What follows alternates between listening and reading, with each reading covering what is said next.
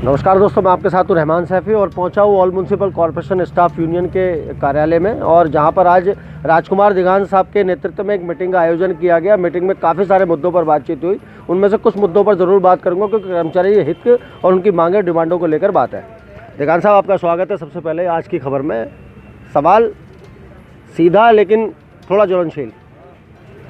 बार बार आपकी मीटिंग में बोनस की बात की जा रही थी, लेकिन कर्मचारी की जो बकाया सैलरी आपके माध्यम से मिली है पिछली बार, आने वाली आज 7 तारीख है और अभी सैलरी का आता पता नहीं है। आला अधिकारियों की तरफ से कोई भी सूचना नहीं मिल रही कि सैलरी कब आएगी, यानी कि कर्मचारी को फिर और कुछ महीने आने वाली सैलरी के लिए इंतजार करना पड़ेगा। धन्यवाद शैफी साहब, आपका बड़ा माकूल सवाल है और सर्वप्रथम मैं आपका धन्यवाद करता हूं कि आप कर्मचारियों की मांगों को लेकर दिन प्रतिदिन आवाज़ उठाते रहते हैं और जितने ट्रेड यूनियंस के नेता हैं उनको भी आप सजग करते रहते हैं।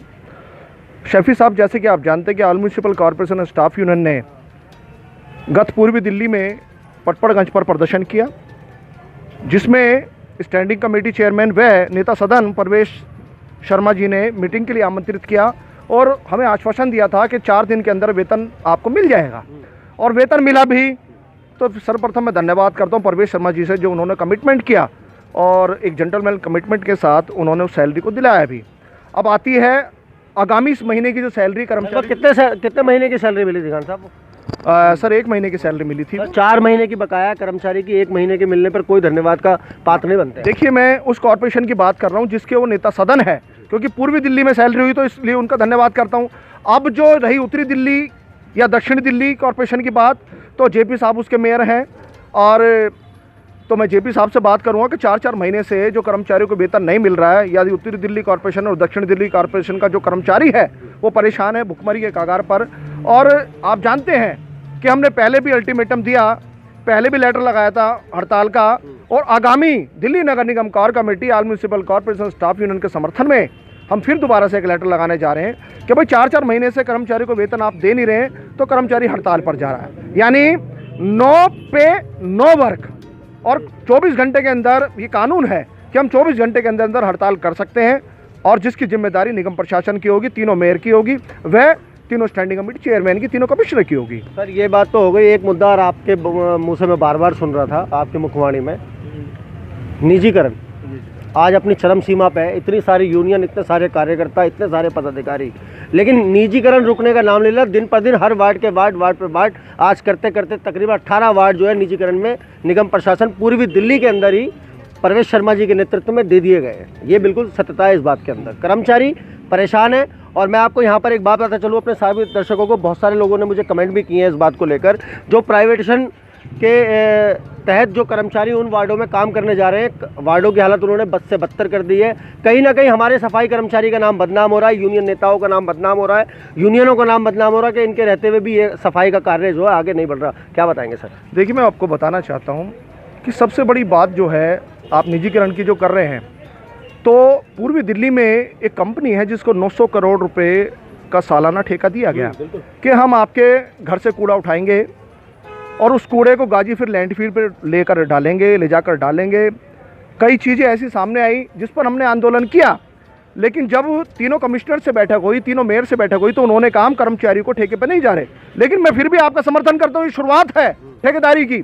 आज वो कूड़ा ठेकेदारी में कर रहे हैं, कहीं नाले ठेकेदारी भी कर रहे हैं, कहीं लैंडफिल ठेकेदारी में कर रहे हैं, वो अपने निजी फायदे के लिए। क्योंकि मैं जानता हूँ जिस कूड़े को वो उठा के लेके जा रहे हैं, वो कंपनी जो 900 करोड़ रुपये पूर्वी दिल्ली से लेगी, मैनेजमेंट से लेगी, वो उससे बिजली बनाएगी, खाद भी बनाएगी, वह उससे गैस भी बनाएगी, वो अपने प्लांट लगा रहे हैं। लेकिन कर्मचारियों को क्या फ़ायदा हो रहा है उसके लिए?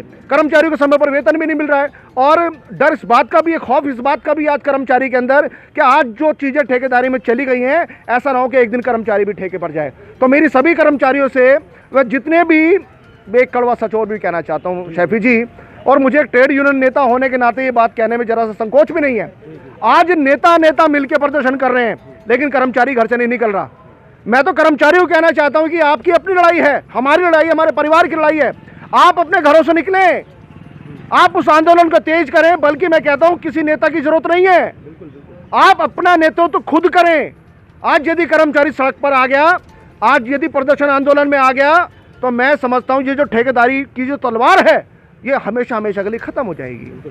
सर एक बात और है, आपने कहा कि अपनी फूड जगत की लूट, इस तरह से आपने एक वाक्य बोला, जी जी कहीं ना कहीं आज उसमें सत्यता नज़र आ रही है। आज यूनियनों की एकता ना होने की वजह से जिसका फ़ायदा प्रशासन को मिल रहा है और वो अपने सारे काम कर्मचारी के जो हित में नहीं है वो किए जा रहा है बार बार। क्या बताएंगे? शैफी जी, ये बात माकूल है कि आपस की फूट और जगत की लूट। आज क्या हो रहा है कि हम लोग अलग अलग तरीके से प्रदर्शन कर रहे हैं जिसमें इतनी संख्या बल नहीं होता, ये सच्चाई है। आज यदि हमने आपको हम फन्ने खा समझें, यदि हम धुरंधर नेता समझें, तो ये गलत फहमी है हमारी खुद की। आज कमी क्या है कि हम लोग 20 आदमी के साथ, 100 आदमी के साथ, 200 आदमी के साथ प्रदर्शन करते हैं। क्या यही प्रदर्शन होता है? हज़ारों की तादाद में पूर्वी दिल्ली में कर्मचारी हैं, हज़ारों की तादाद में दक्षिणी दिल्ली कॉरपोरेशन में कर्मचारी हैं। क्या केवल 200 या 100 आदमी? तो ये जो मैसेज जाता है वो गृह मंत्रालय में भी जाता है, ये जो मैसेज जाता है वो CID भी मैसेज गृह मंत्रालय तक पहुंचाती है कि कितने आंदोलन में कर्मचारी थे, और ये जो मैसेज जाता है ये मैनेजमेंट तक भी जाता है। तो जो पहले आंदोलन हुआ करते थे 2 वर्ष पहले या 3 वर्ष पहले, उसमें हम लोग मिलकर आंदोलन करते थे, उसमें हज़ारों की तादाद में कर्मचारी हुआ करते थे और मांगे भी मानी जाती थी, और जो मैनेजमेंट है उस पर प्रेशर बिल्डअप होता था। आज कर्मचारी का किसी भी मैनेजमेंट पर कोई प्रेशर बिल्डअप नहीं है। आज मैनेजमेंट अपनी डिक्टेटरशिप कर रही है, तानाशाही कर रही है, और जिसके हम खुद जिम्मेदार हैं। सर एक मेरा आखिरी सवाल है, आपने एक बात और भी बोली है पूरी खबर के अंदर, अपने पूरे भाषण के अंदर। आज मैं पहले तो एक बात बताता चलूँ, आज मुकेश वैद्य जी नहीं है, वो किसी काम से, किसी कारणवश आज मुझे यहाँ नहीं मिले हैं, लेकिन मुकेश वैद्य जी जो है हमेशा भ्रष्टाचार को लेकर आवाज़ उठाते हैं और भ्रष्टाचार की जितनी भी पोलें होती हैं वो सारी खोल देते हैं बिल्कुल पूरी मीडिया के सामने। और कहीं ना कहीं आज कर्मचारियों के लिए अगर कोई काम करा तो शायद मुकेश वैद्य जी का एक अकेला नाम मुझे दिखाई देता है, जो भ्रष्टाचार को लेके सुप्रीम कोर्ट, हाई कोर्ट तक भी पहुंच चुके हैं। बात उन्हीं के मुतालिक करूंगा। मुकेश वैद्य जी आपके संस्थापक हैं। अभी जिस तरह से उन्होंने दोबारा से अपनी ड्यूटी ज्वाइन की है, जब वो ADMC पहुँचे उन्होंने मेरे कैमरे में ये बात बोली है कि वहाँ पर भी भ्रष्टाचार की चरम सीमा अपनी कगार पर है, बिल्कुल भ्रष्टाचार रुकने का नाम ले रहा। बात सिर्फ इतनी सी है दिगान साहब के आज इतनी सारी यूनियन है हमारे पास, इतने सारे कर्मचारी हैं, इतने सारे वो हैं, लेकिन प्रशासन की अगर हम एक जोन लेवल पे भी बात करेंगे तो कर्मचारी के साथ कहीं ना कहीं वो दुर्व्यवहार तो करते ही करते हैं। सबसे इस तरह का काम सफाई कर्मचारी करता है जो शायद पूरे भारत में कोई नहीं करता। कोरोना काल के अंदर सिर्फ सफाई कर्मचारी ने काम किया। आज उसके नाम का एरियर, मैं कह रहा हूँ एरियर की बात तो बहुत दूर है, आज बोनस भी नहीं है। जो दिवाली पे, त्योहारों पे उसको बोनस मिलना चाहिए था वो भी उसको नहीं मिला। क्या बताएंगे निगम प्रशासन को, किस तरह की चेतावनी देना चाहेंगे? देखिए, चेतावनी का मामला क्या है कि शैफी साहब, एक अकेला संगठन क्या करे? दिल्ली स्तर की मांगे हैं। सर संगठन तो बहुत सारे हमारे पास, कम से कम आज 54 संगठन काम करते हैं दिल्ली के अंदर। शैफी जी काम कर रहे हैं, लेकिन जो तादाद, जो बल होना चाहिए वो बल नहीं है। जब तक कर्मचारी संगठनों के साथ नहीं लगेगा, मैं समझता हूँ कोई भी धरना, कोई भी प्रदर्शन और कोई भी मांगे नहीं मानी जाएगी। खान साहब मैं यहाँ पर आपको क्रॉस करूँगा थोड़ा सा। दिल्ली कोर कमेटी का आयोजन हुआ, स्थापित हुई, और काफ़ी सारे संगठनों उसमें अपनी भागीदारी दिखाई और जताई, और सबके सामने भी आई वो। उसके माध्यम से भी कर्मचारी का कुछ भी नहीं हुआ, ये सत्यता है इस बात के अंदर। और मैं अगर पूर्वी दिल्ली की बात करूँ तो पूर्वी दिल्ली में भी कुछ दिन पहले ही एक मोर्चा गठित हुआ जिसमें भी काफ़ी सारे संगठन थे, तब भी कर्मचारी का कोई काम नहीं। देखिए शैफी साहब, तुरंत के थापे तुरंत नहीं जलते हैं, समय लगता है। और आप जानते हैं भारतवर्ष जब गुलाम था, जब हिंदुस्तान गुलाम था, तो उसको भी आज़ाद कराने में 150 वर्ष लगे। तो मैं जानता हूँ कि कभी ना कभी ये दिल्ली की सूखी धरती पर मूसलाधार बारिश होगी। और मैं आपको विश्वास दिलाना चाहता हूँ दिल्ली नगर निगम कोर कमेटी की ओर से, वह दिल्ली नगर निगम कोर कमेटी का महासचिव होने के नाते, कि हम इस आंदोलन में भागीदारी करेंगे, हम मजबूती से लड़ाई लड़ेंगे, और इसमें प्रशासन को झुकना पड़ेगा और कर्मचारी को उसका हक दिलाने का पूरा प्रयास करेंगे। कुछ और भी लोग हैं मेरे साथ यहाँ पर जो कर्मचारी, सफाई कर्मचारी यूनियन के नेता भी हैं और कर्मचारी भी हैं साथ में, उनसे भी बात करूँगा। मैं आपसे भी एक बात जानना चाहता हूँ, जितनी बात दिगान साहब ने भी कही है मेरे से, कितनी सहमत आप हैं उनसे, और किस तरह की बात अपनी ओर जोड़कर कर्मचारी तक पहुँचाना चाहते हैं? सेपी साहब, मैं आपका धन्यवाद करता हूँ। दिगान साहब ने जो बात कही है उनसे हम सहमत हैं, और आगामी कोर कमेटी के तहत, जैसे आप कह रहे हैं कि आगामी कोर कमेटी के तहत हम आंदोलन की तेज़ प्रक्रिया करेंगे, और सभी से आग्रह करेंगे कर्मचारियों से और संगठनों से कि इस मुहिम को तेज़ करें, जिससे आने वाले कर्मचारियों के लिए कोई नुकसान ना हो, और अपनी मांगों को मनवाने के लिए हम तत्पर तैयार रहें।